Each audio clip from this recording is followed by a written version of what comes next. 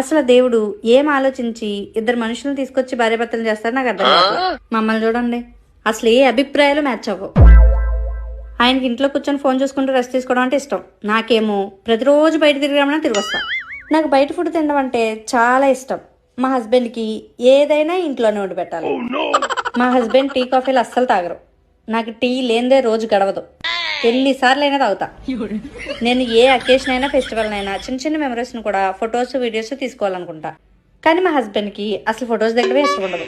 మా హస్బెండ్ చాలా ప్రాక్టికల్, ఏ ఎమోషన్ని బయట పెట్టరు.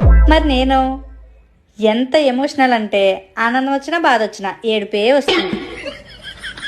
ఇలా రెండు భిన్నాభిప్రాయాలు ఉన్న ఇద్దరు మనుషులను తీసుకొచ్చి భార్యాభర్తలను చేసి పడేసి మేము ఇక్కడ కింద కొట్టుకొని చచ్చిపోతుంటే పైనుంచి ఆయన చూసి నవ్వుకుంటున్నారు. ఇది ఎక్కడ న్యాయం?